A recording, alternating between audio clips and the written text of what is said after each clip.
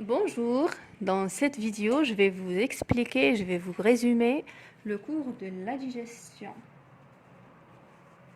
Donc avant de commencer, je vais vous faire un petit rappel que le corps humain se compose de plusieurs appareils, comme l'appareil digestif, comme l'appareil respiratoire, etc. Et chaque appareil se compose de plusieurs organes, comme le cœur, muscles, etc. Et chaque organe se compose de plusieurs tissus. Et finalement, chaque tissu se compose de plusieurs cellules. Donc la cellule, c'est l'unité, la plus petite unité, la plus petite structure qui compose le corps de l'homme. Donc le corps se compose des appareils, appareils se composent de plusieurs organes, les organes se composent d'un ensemble de tissus, tissus se composent de plusieurs cellules. Donc pour que le corps fonctionne correctement, les appareils doivent fonctionner, leurs organes doivent fonctionner, tissus et finalement chaque cellule doit fonctionner. Donc comment ils peuvent fonctionner? Ils ont besoin de l'énergie.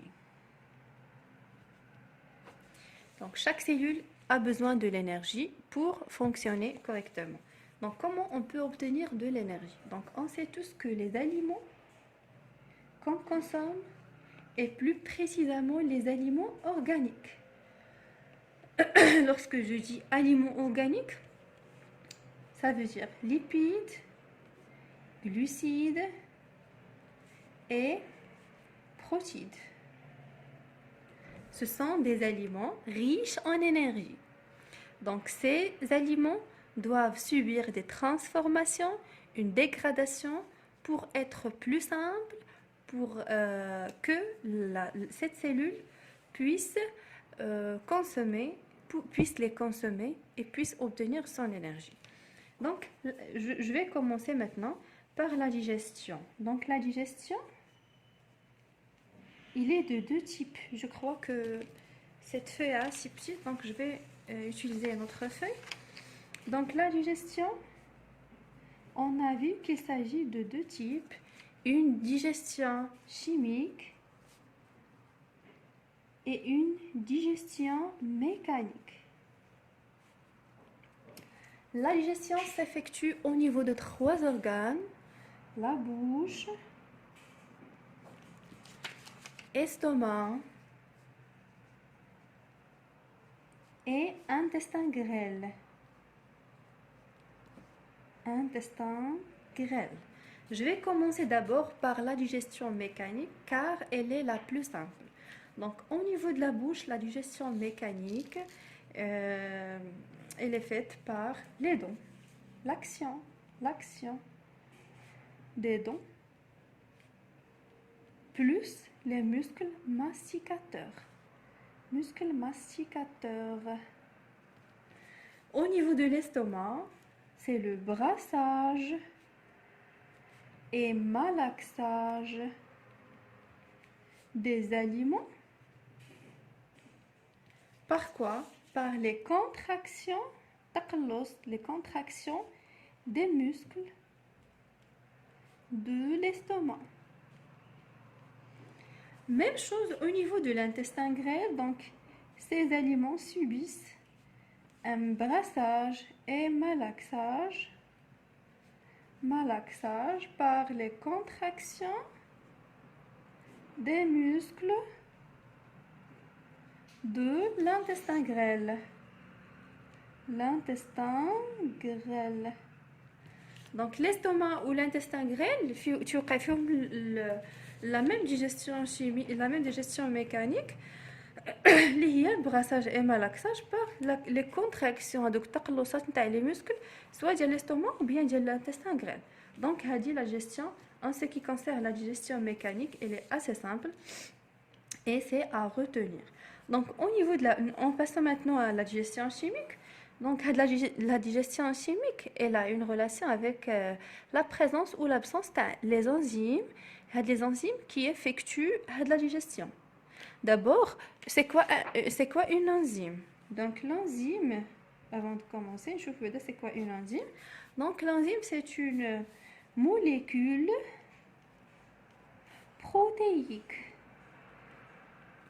C'est une molécule protéique, يعني واحد الجزيئة بروتينية. C'est une protéine. Donc que fait de la protéine? Donc elle est capable de catalyser les réactions chimiques. Les réactions chimiques. Catalyser, كتحفز لينا التفاعلات الكيميائية. Donc c'est une molécule protéique qui est capable de catalyser les réactions chimiques et les produites ou bien elle est sécrétée, مفرزة, sécrétée par les glandes digestives. Les glandes digestives.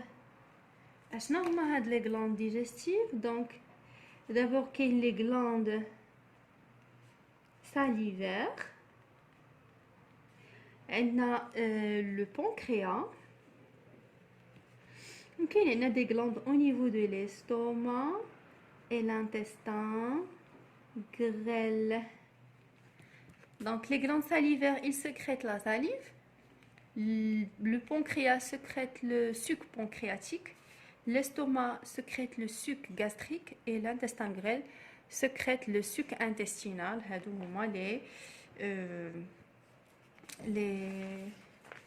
Les sécrétions digestives.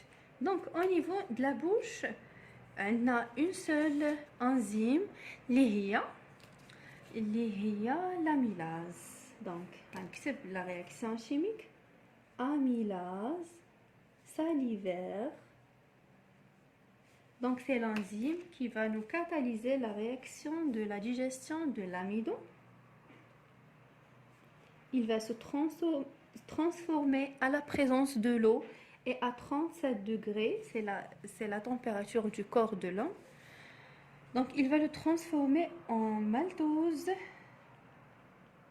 toujours plus amylase salivaire. Donc la seule réaction qui s'effectue au niveau de la bouche est celle-ci. Amylase salivaire plus amidon, ça donne maltose plus amylase salivaire. Donc au niveau de la bouche, c'est important de le savoir, on obtient ce qu'on appelle un bol alimentaire. Donc ce bol alimentaire, il va passer de la bouche vers l'estomac. Donc l'estomac, il contient une seule enzyme qui s'appelle la pepsine. Donc cette enzyme, elle est spécifique à la digestion des protides. Donc j'écris protide plus pepsine. Et cette pepsine, il ne peut pas fonctionner que dans un milieu acide. Donc on aura besoin de HCl. Donc à la présence de l'eau à 37 degrés, on obtient du polypeptide plus pepsine plus HCl. Donc la seule réaction qui s'effectue au niveau de l'estomac est celle-ci, c'est la réaction de la digestion des protides à la présence de la pepsine et on obtient des polypeptides. Donc on doit aussi savoir que au niveau de l'estomac, on obtient ce qu'on appelle le chyme. Donc le chyme, il passe de l'estomac vers l'intestin grêle. Donc l'intestin grêle, il contient 5 enzymes. Donc 5 enzymes. Ils sont comme suit. Il contient l'amylase pancréatique. Il contient aussi le maltase, lipase, tripepsine et finalement peptidase.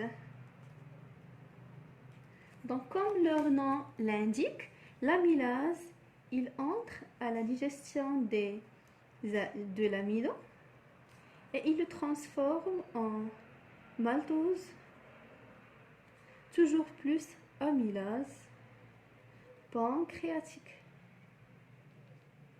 Donc, maltase, la réaction de la digestion du maltose et sa transformation en glucose, toujours plus maltase. Lipase, lipide, ça donne des acides gras plus glycérol. On doit écrire toujours lipase, l'enzyme. Donc la tripepsine, elle joue le rôle de la pepsine, sauf que la pepsine demande un milieu acide, la tripepsine demande un milieu alcalin. C'est le cas de l'intestin grêle. Donc ces protides qui vont se transformer en acide aminé, toujours plus tripepsine. Donc peptidase, non, excusez-moi, c'est pas acide aminé, mais c'est polypeptide plus je me suis trompée, polypeptide. Et les polypeptides vont ensuite subir une transformation en acide aminé plus peptidase. Donc c'est les seules réactions qui se font au niveau de l'intestin grêle. Donc à la fin de l'intestin grêle, bien au niveau de l'intestin grêle, on obtient le chyle. Chyme dans l'estomac, chyle dans l'intestin grêle. Donc à la fin de la digestion chimique et mécanique, on obtient des éléments très simples, des molécules plus simplifiées. Les molécules sont les acides gras, glycérol, le glucose, glucose et aussi les acides aminés. Je répète, on obtient du glucose qui résulte de la digestion des glucides, acide gras plus glycérol qui résulte de la digestion des lipides et acides aminés résultant de la digestion des protides. Donc, les éléments, on les appelle des nutriments. Donc, les nutriments, ce sont des molécules très simples ou bien simplifiées. Quelles sont ces molécules? Glucose, acide gras et glycérol, acide aminé, puis l'eau, sel, minéraux et finalement les vitamines. Regardez, on constate que les vitamines, l'eau et les sels minéraux, ils ne subissent pas une digestion. Pourquoi? Car leurs molécules sont assez simples, donc ils ne peuvent pas être encore simplifiés, donc notre corps les utilise directement. Donc notre question à la fin de cette leçon, quel est le devenir des nutriments au niveau de quoi? Au niveau de l'intestin grêle. Donc je vais m'arrêter pour le moment. Laissez-moi vos questions soit en commentaire, je vais les répondre, soit en privé sur WhatsApp.